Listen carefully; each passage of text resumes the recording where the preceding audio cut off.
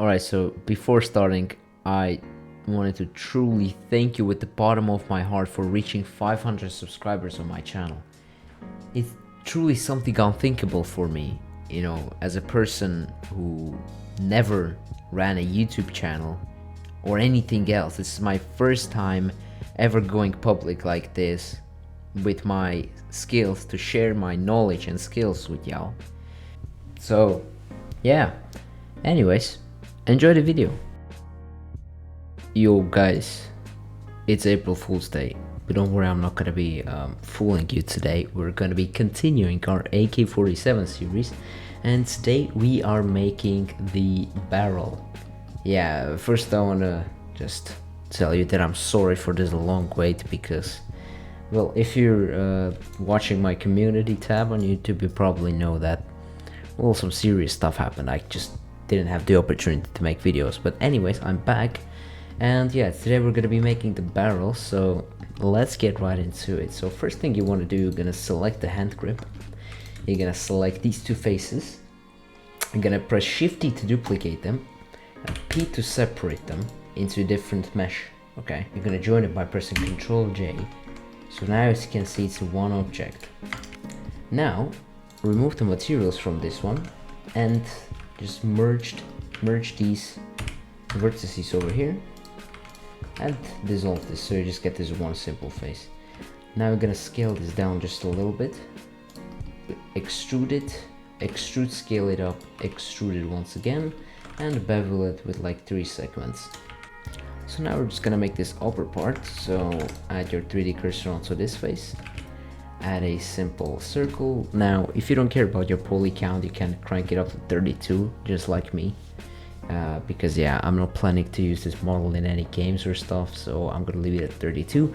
But if you really care about your poly count, just put it on 16 and you can call it a day. So rotate this circle by 90 degrees.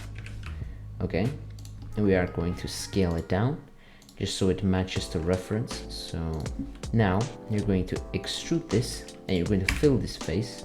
Okay, flip all the faces, and over here you can see that there's a small inset, so you're simply going to inset this part a little bit and just simply extrude this part. Now you can see there's a small dent over here, so again, inset, extrude, extrude, scale up, extrude it a little bit in. Now you can see that there's a small, whatever that thing is, so we're just gonna make it by selecting some amount of faces on each side. Extrude, scale it by y-axis, just like this. Going to flatten it, just like this, and select this, and do the same thing with this thing. Okay, good. Whatever they did with this auto smooth, it's called shade smooth by angle now, and it creates automatically sharp edges. I guess it's good, but I'll need to get used to it. So yeah, so anyways, now we need to make a hole over here. As you can see, there's a small bolt. So what I would do, I would add a couple of loop cuts, select this part, loop tools, circle, I would scale it down, extrude it inwards, might as well bevel this part just a little bit. Okay, select this part, inset, extrude it by y-axis, and again just simply bevel this with like 1 segment.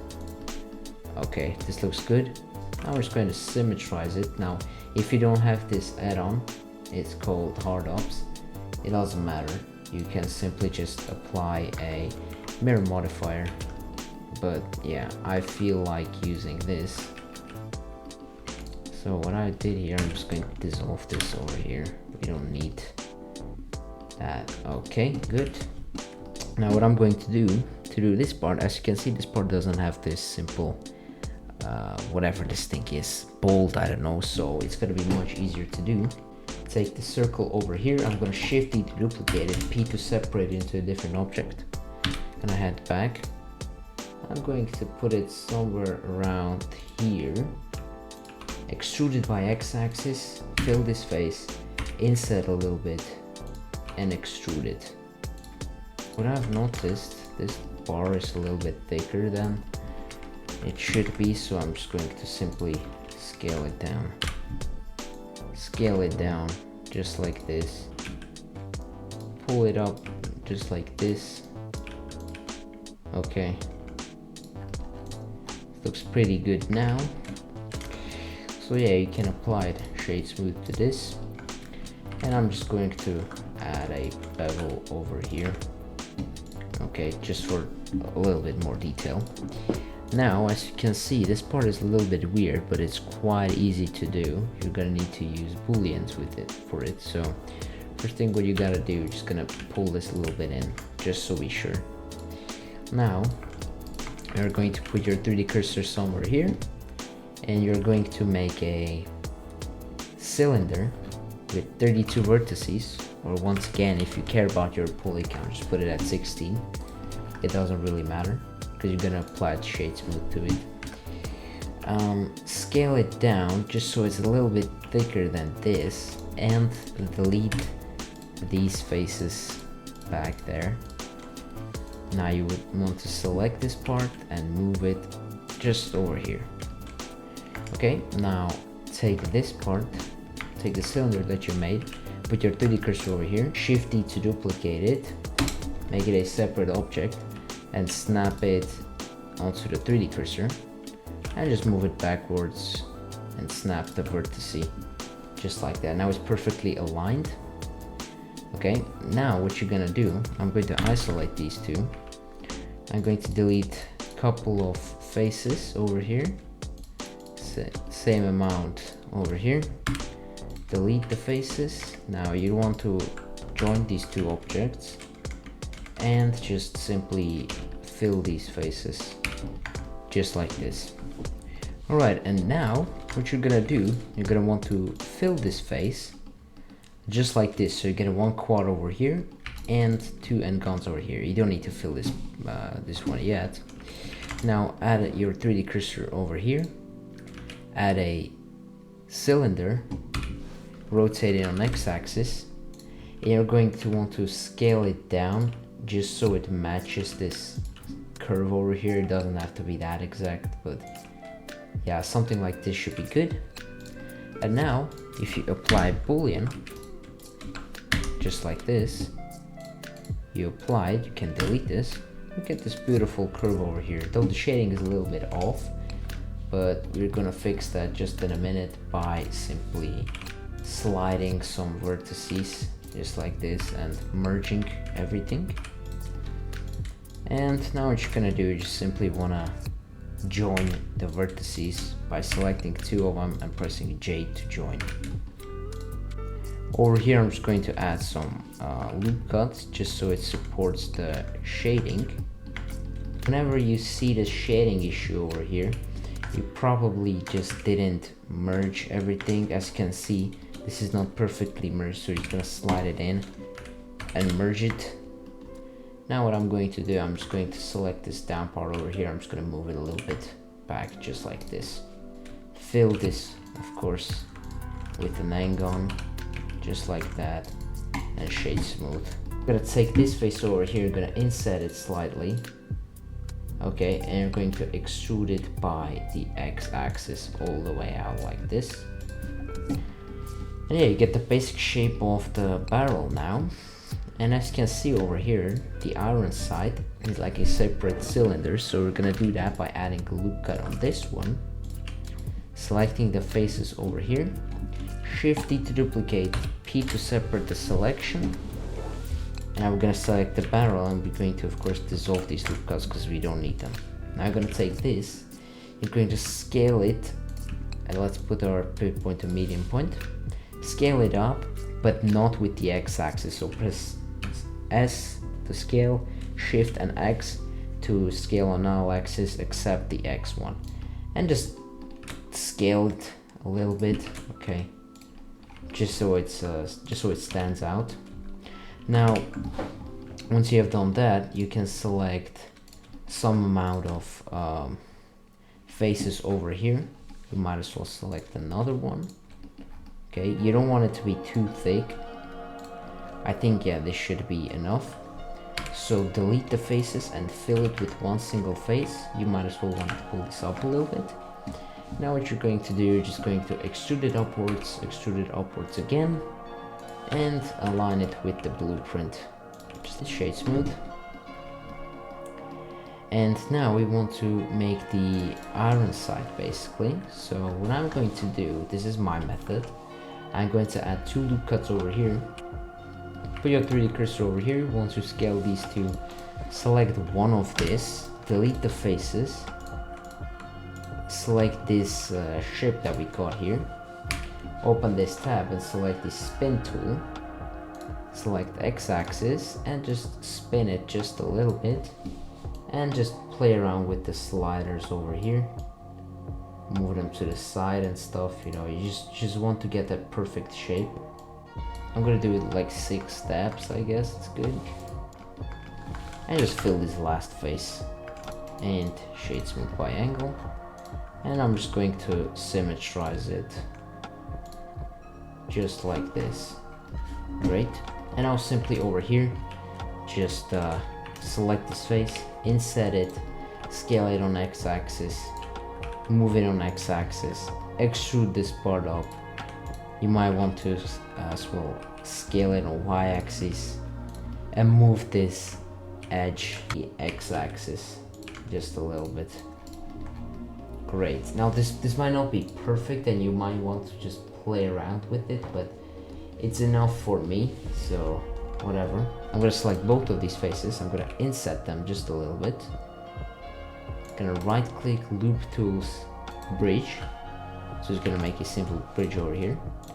And I'm just going to bevel this with like 3 segments a little bit and dissolve these vertices. Now do note that it's not gonna dissolve everything.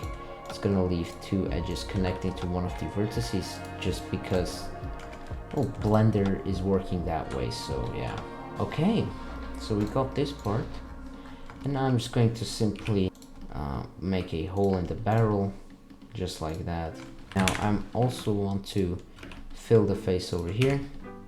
You can see down here that it has these small parts that connect like this tube or whatever this is. I really don't know what it's used for. If anyone knows, type in the comments, I would like to know. I'm just too lazy to Google, yes. I'm just going to add my 3D cursor over here, and I'm going to add a simple plane for now. I'm going to scale it down, make it so it matches the reference. Right. This looks great. Now extrude it downwards, extrude it once again, and scale it by x-axis. And you might as well want to scale it a little bit on the y-axis so it's not that thick. And of course, flip the faces. I'm just gonna take this object, copy, paste it, and put it over here. You are going to add your 3D cursor over here, add a cylinder. Now with this you want to go something low, like 8, because this is a very invisible part, so you don't really need high poly count for this. So you're just going to scale it and scale it on x-axis. Alright, bevel it just like this. This part looks done, so let's see if all the faces are correct, and they are. So yeah, we are good to go. This looks pretty good. So we are done with the modeling part. Now let's move on to texturing. Now for the texturing part, it's fairly easy. First thing you gotta do, you're just gonna select everything that you modeled today, and you're simply just going to Control-C to copy it, and be sure to save this project.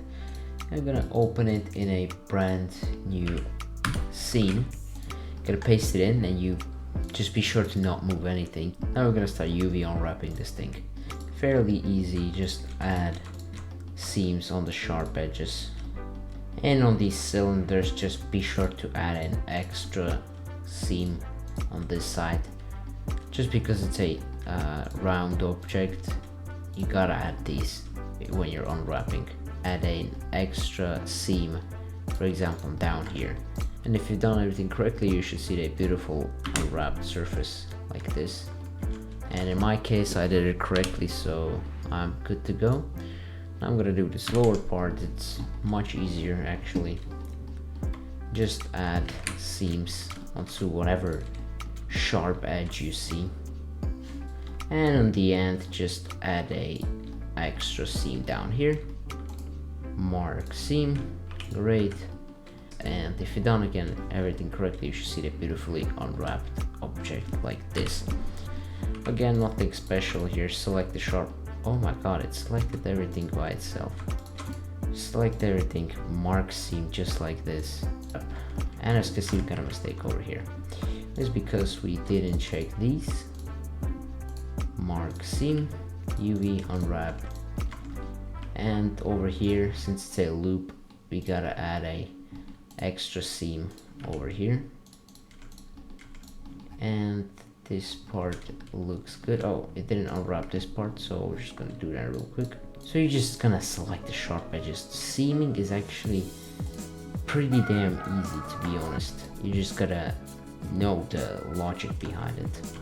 Once you get the logic behind placing seams behind UV unwrapping, it's just gonna be super easy. Just add seam over here, and over here. Mark seam. Okay, moving on, we got this cylinder, nothing difficult. Select the sharp edges like this. Mark seam, wrap. Perfect. So you can just press select sharp edges and mark it as a seam. Also works. And now lastly, simply, I'm just gonna again select sharp edges, and I'm gonna oh well, this didn't do the job that well, but just deselect these useless parts over here, just because it's a loop. Mark seam, UV unwrap, and I might as well place one up here. Okay, now once you have done everything, as you can see, I unwrapped everything correctly. You can just delete the UV material from everything. Okay, once you have removed all the materials from all the objects, as you can see, I removed it all. You can just you can either join this and UV unwrap it and like make one material, but I don't want to do it that way. I'm just gonna name all these separate way. I know it's a very inconsistent way. I actually figured out a new way to create high quality textures, but since I'm doing this workflow for the AK, I'm just going to continue with this one, and then on the next series I'm going to be using a different workflow, so stay tuned. So yeah, just name these objects correctly. So this is upper barrel, lower barrel. Once you named everything correspondingly, just file, export as an FBX file and save it whatever you want it. Export as FBX and just run your Substance Painter. Now click File, New, select the file that you just made, 2K OpenGL, OK. Alright, and now just head on to texture set settings, bake mesh maps, and bake all the maps that you need. I'll put it in 2K, bake selected textures, and just wait till it bakes. Once you have baked it, now as you remember in the previous parts, we created these two materials, but we're just gonna use this one, the AK-47 metal, for each one of these, because all of these are the same, and you might apply a different material for this tube. For example, I don't know, like an iron, but yeah, I'm just gonna apply it just like this. Alright, yeah, and that's it for the texturing part. You're basically done. File, export textures, output directory, select wherever you want it, so I already have a folder for it. Select folder, file type, base and output template, 2K, export. Great, once you have exported, just head back to Blender, copy this open your AK-47, you don't have to save this, delete this and paste it again, and now you're just gonna start applying the materials. So as you can see, we already have the materials ready here, so just head on to shading. Okay, so now and just start adding the materials. So this is main plate, so Control Shift T if you have, of course, no Wrangler available. Textures part 4 and main plate with everything and put it on. Great. Now this is upper barrel. Just basically do this with all the objects, all the textures. We are pretty much done. Now this model already looks kinda sick, I'm telling you. This might be one of my most detailed weapon models. But just to note, this is not the last part. We still got part 5 upcoming, which is going to be adding details like bolts, because as you can see, it is just too empty over here and here. This is just not a ready model for sure, but silhouette itself already looks pretty good to me. So yeah, stay tuned for the part 5, I guess it's part 5, yeah. And as always, I hope you have a nice day, happy Easter, and bye bye.